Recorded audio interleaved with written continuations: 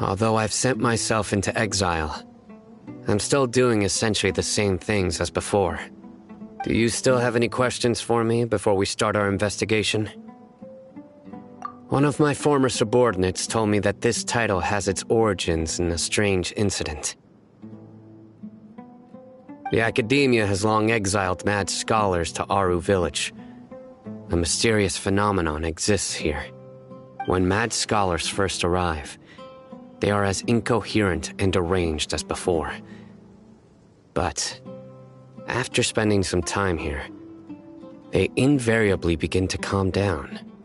Initially, the people of Aru Village greatly resented having to take in the mad scholars. But a strange incident one night changed that. Aru Village was struck by the strongest earthquake in living memory. Seeing buildings on the verge of collapse all around him, the then chief of the village was preparing to take everyone to safety. Suddenly, he noticed a mad scholar crouching in a corner, caressing the ground with his hands. A soft, green light radiated from him, like a divine glow against the backdrop of night. Despite the powerful tremors that ripped through the ground that night, all the houses remained upright, almost as if they had grown roots reaching deep into the ground. In the end, not a single building collapsed, and no one was hurt. After that, the people of Aru Village treated the mad scholars with greater kindness, and began to refer to them as the village keepers. The soft green light? A mad scholar protecting Aru Village? What do you make of it, Traveler? Paimon thinks so too. Actually, Sino, do you know if any of the mad scholars continued to wear their Akasha terminals at Aru Village? In theory, they would continue wearing them so the Academia could still monitor their activities. With that said, the main Akasha system would no longer have any interaction with them. Oh, no wonder! Everything makes sense then! Add in the fact that they calmed down, it was probably Nahida who calmed them. If you are able to draw a conclusion from this one story alone, then it appears you possess much more information than I do. So, what do you make of the story? Really? Lesser Lord Kusanali. What? You don't believe us?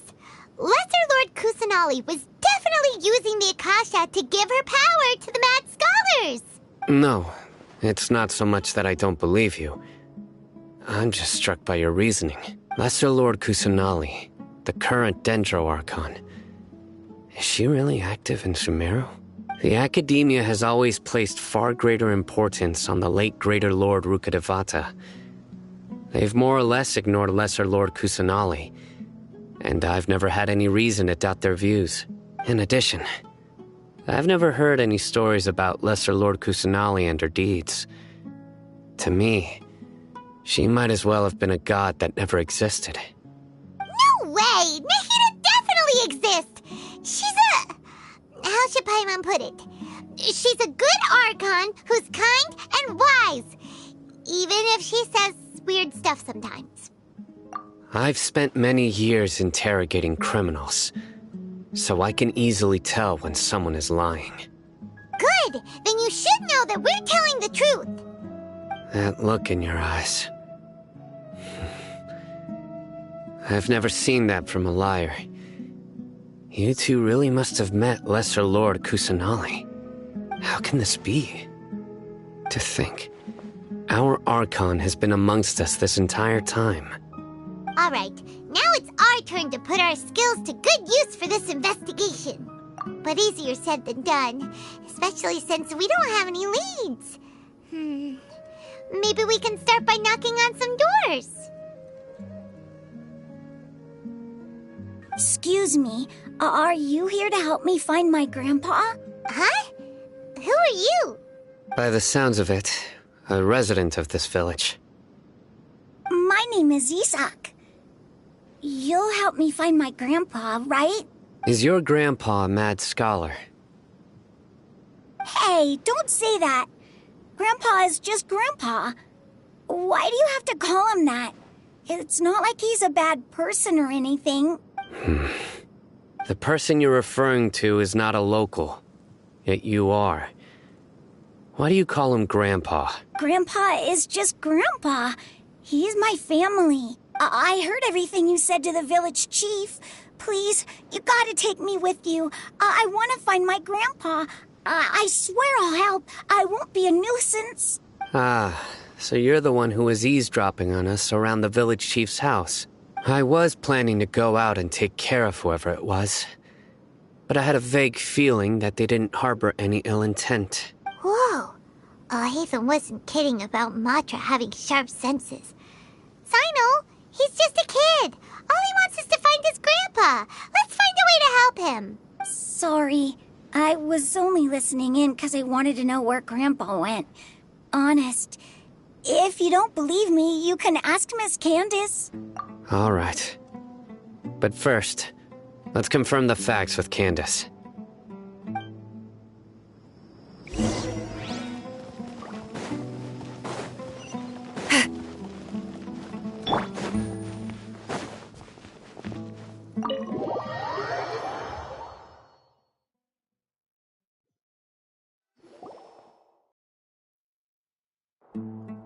Sino is super vigilant. Is this what all the Matra are like? You're back already. We just wanted to confirm something with you. Do you know a boy by the name of Isak? I had a feeling he'd go looking for you. Huh? You knew this would happen? Yes. Although he tried his best to stay hidden, I still noticed him eavesdropping outside the window. He really wants to get his grandfather back. Isak's parents were both Aramite mercenaries, who rarely returned to the village after finding employment in the city. He was raised by his grandfather. Unfortunately, it was only a few years before his grandpa passed away. Isak was still very young at the time, so various families in the village took turns caring for him so he could survive. Later, an elderly mad scholar arrived in the village. Isak thought the scholar bore a striking resemblance to his grandfather, and thus often spied on the man. However, the scholar was unkempt in appearance and incoherent in speech. Although Isak referred to the man as his grandpa, he was afraid and didn't dare to approach him. One summer night, the oft mumbling and bumbling grandpa suddenly calmed down and seemed to become more lucid. He even noticed Isak hiding in the distance. So Grandpa walked up to Isak and patted him on the head. He even took Isak to the entrance of the village, where he patiently taught the boy the names of the stars and accompanied Isak until he fell asleep. The next morning, Isak woke up and wanted to go find his grandpa again, only to realize his grandpa no longer recognized him. However, even so, Grandpa retained his calm expression. It's said that those who saw the scholar claimed he no longer appeared to be crazy, but appeared to be living in his own world, almost as if he were sleepwalking. Isak was thrilled that his grandpa was able to find peace, and would follow him all the time, asking him things like, "Grandpa, want me to take you somewhere fun?" Or, "Grandpa, could you tell me stories about the stars again?" All this somehow just makes Paimon feel really sad. It seems like they both deserve so much better. Perhaps. Nearly everyone who lives in the desert has some form of hardship or regret. But even so, we must still continue on with our lives. It's also my reason for fighting. I must continue to protect this land.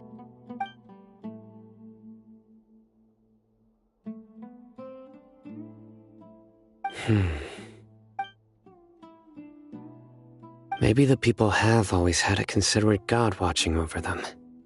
Huh? What did you say, Sino? No, nothing. As long as Esau keeps his word and doesn't get in our way, we can take him along. Perhaps you are more compassionate than I gave you credit for. Please accept my thanks on Isak's behalf, Sino.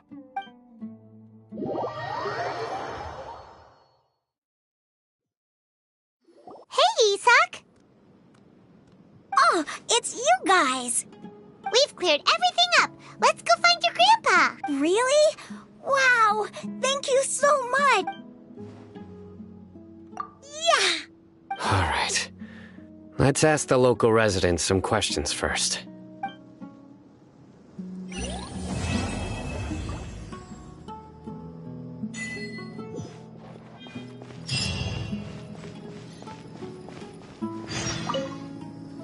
Excuse me, did you happen to see where the missing scholars went? You mean the village keepers? Oh, let me think. When I was eating dinner the other day, I saw one of them by the side of the road, muttering away and eating mushrooms and tree roots. They shouldn't go around eating that kind of stuff. Okay. Did you notice anything else? Anything else? No?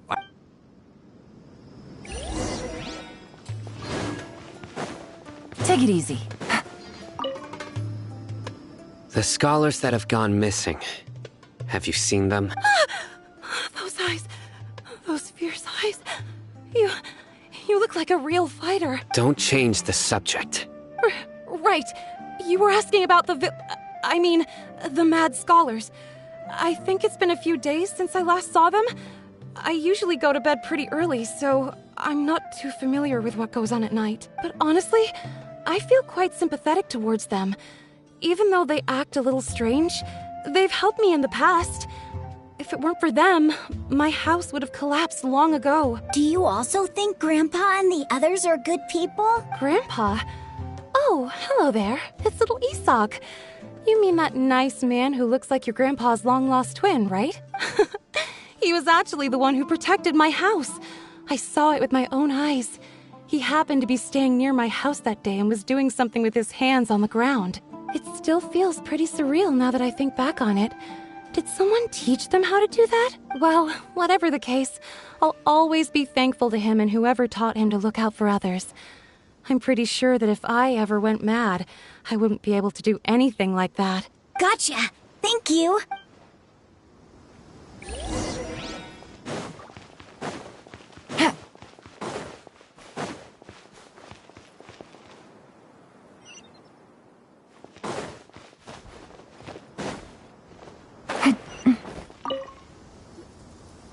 Sir, have you seen my grandpa recently?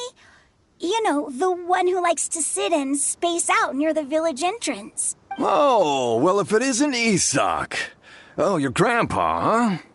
It's been a while. The last time I saw him, he was spacing out by the road as usual. I went and asked him if he'd like any of the food I had prepared, despite my wife's protests. Like many people, she's really quite terrified of them. And speaking of my wife, she's still always complaining about how I don't make enough mora. That might explain why she's always mad at me. Oh, thank you. Thank you for taking care of him. It was nothing. You're looking for him, right? Did he go for a walk and get lost? Yeah. That's no good. Well, once you found him, come by my place again and I'll cook a little something for the both of you. I've known you since you were very young. So as far as I'm concerned, you're family. Please feel free to come by anytime. Wow, what a nice guy! Okay. Thank you, sir. Huh? Don't say anything for now. Isak, stay here. Let's head over there. Stay quiet as you move.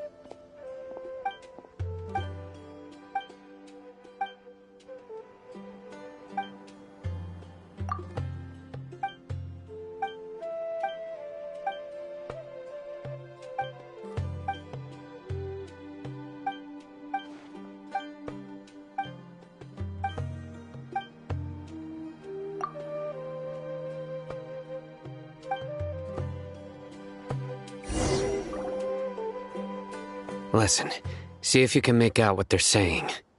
Have you heard? The mighty King Deshret, the sovereign of our faith, will soon return to this world. Yes, of course I have. King Deshret is the one and only true ruler of this land. I've never believed in any other gods. Still, you say he's coming back, but it sure doesn't feel like life's about to change around here anytime soon. What's your proof? Haven't you noticed? The village has been getting more deranged scholars than ever. Delavar was saying that many people also went insane just before the fall of King Deshret's civilization in ancient times. We don't quite know why, but it seems like there's some sort of connection between insanity and King Deshret. Isn't it a sign of King Deshret's power that all the mad scholars have disappeared? If you ask me, they must have been chosen as the final sacrifice for King Deshret's resurrection. Huh. Now that you say it, that does make some sense.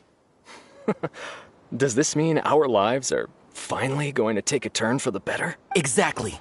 Those city folks will get what's coming to them. Now, repeat everything you've just said from the very beginning. Huh? Who are you? Where did you come from? My patience is running thin. You heard what I asked.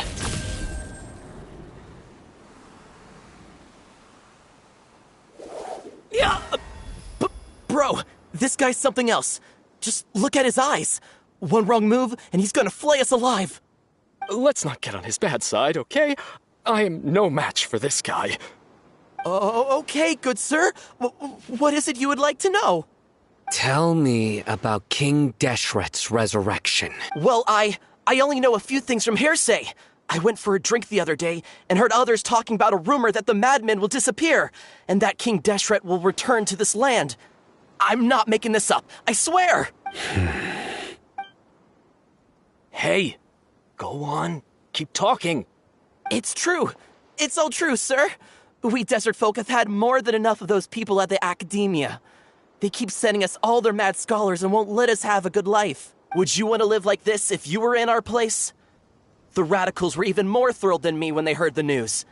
We're all praying for King Deshret's speedy return. Delavar also said that once King Deshret returns to our side, it's only a matter of time before we conquer the land on the other side of the wall. They're all willing to serve under King Deshret and fight for a share of the glory. Is that so? Seems like he still wants to know more. Keep talking. Got it. At first, I told myself it was just the drink talking, but then all the mad scholars vanished without a trace, just as the rumors said. Please don't beat me up just for mentioning these rumors. If I'm guilty, then everyone else around here is also guilty. I'm just saying what the others said. The people here really like King Deshret, but dislike the Dendro Archon.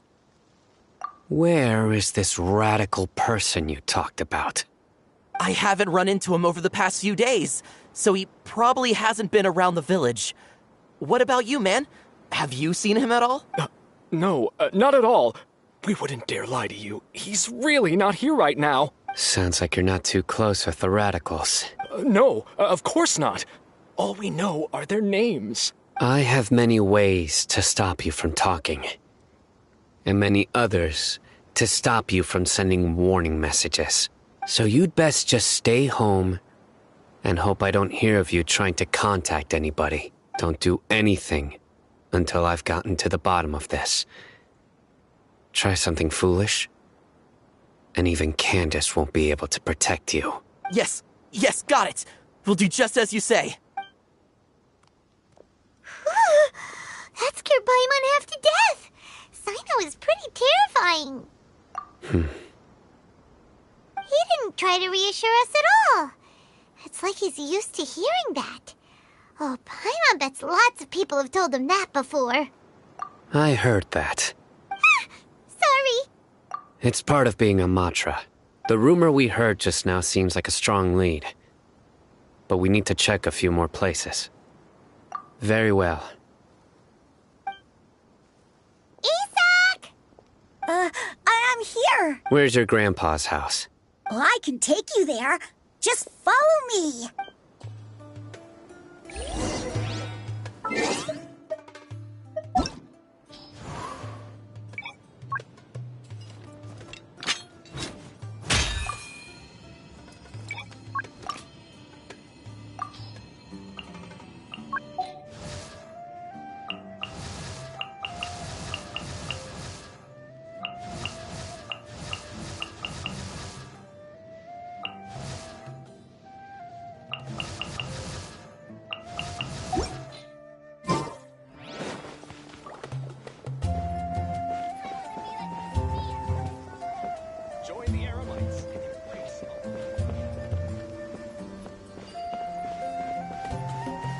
Grandpa?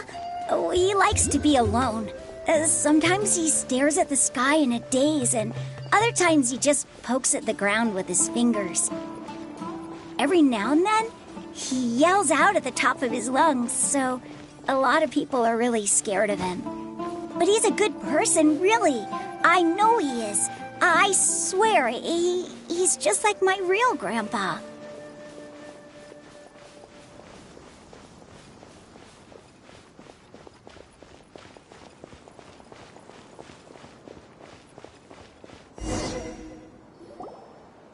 Well, this is where Grandpa usually stays.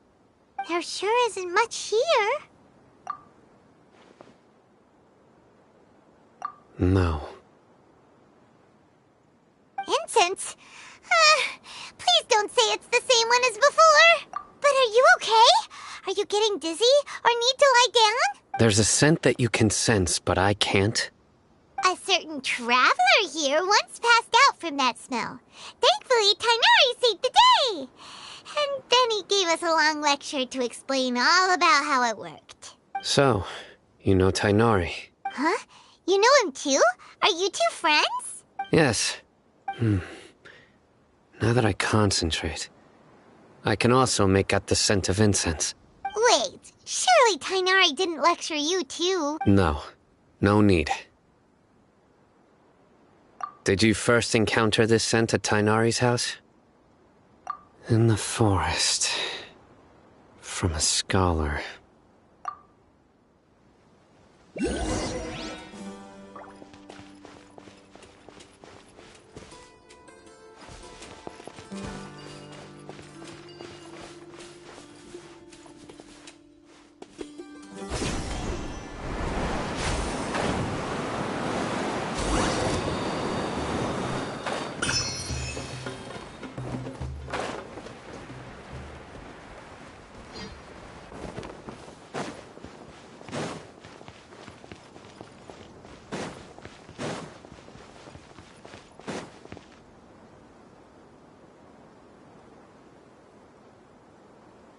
What are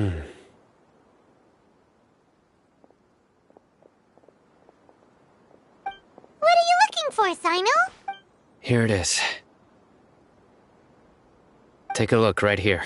Paimon doesn't see anything.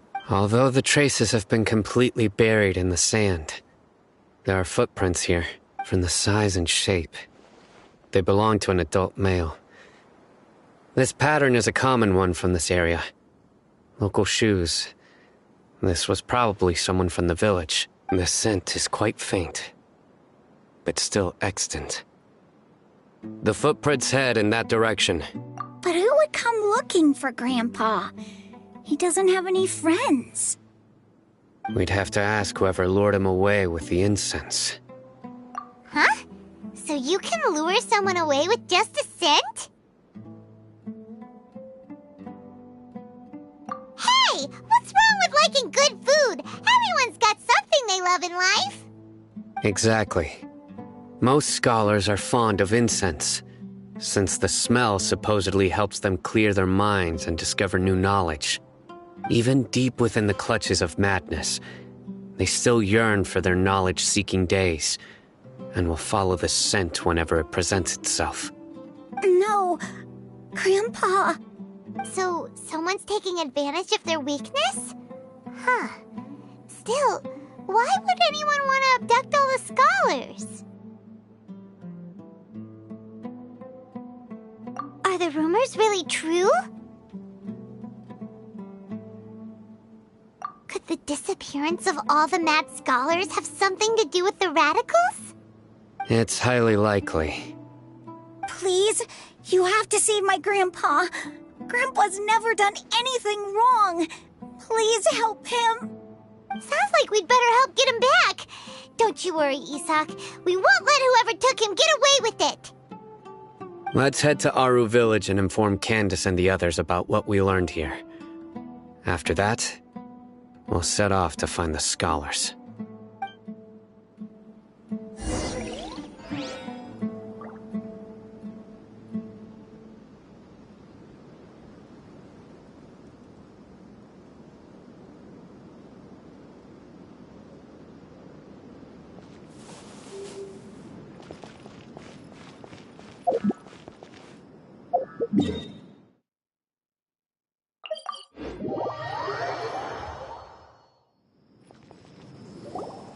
Right. The dark fabric definitely looks a lot better. That'd be my choice, too. We're back, Candace! We've got a lot to tell you. Ah, welcome back. Sounds like everyone's friends already. Oh, Dia's here too! You bet. So, everything goes smoothly? Reasonably. Alhaitham didn't go with you? We haven't seen him at all. Huh. I saw him around the village entrance earlier and figured he was investigating with you. I guess he must have gone off on his own. Did you find out anything useful?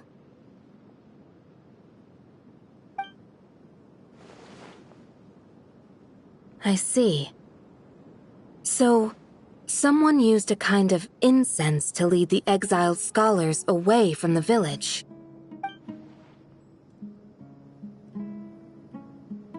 The resurrection of King Deshret? First I've heard of it. Far as I know, the kind of incense you just mentioned is only popular beyond the wall. Scholars are fond of it, but as you can see, there aren't many scholars still studying around these parts. No seller would be able to make a profit here. Not to mention making incense is a labor-intensive process. You won't see anybody in the desert with the patience to make or sell something that requires that kind of effort. It seems someone from beyond the wall must have been supporting this. Makes sense. So what should we do then? Do we go back to the academia and search for leads there? If it was any other day, that would be your next logical step. But today, you've got me on your team, so you get an extra tip. Didn't you say that the villager got his news from the tavern? Well, I also like to drink at the tavern, so I know a thing or two about these radicals he mentioned. If Paimon remembers correctly, the leader of the radicals is some guy called Delavar. Ah, yeah. Delavar, the scar-riddled bandit, Engur, the wide-eyed butcher, and Jabari, the duck-tailed bearded crook. The whole lot of them are known around these parts. These guys have one thing in common, and that's being broke. The rougher life gets, the more they want to believe in King Deshret. Way they see it, King Deshret's resurrection is their only chance at overthrowing the academia. Throwing all of Sumeru into chaos is the only way to change the way of life here in the desert. Anyway, that's my guess why they've chosen to become radicals. Tia! You're amazing! You really know this place inside and out!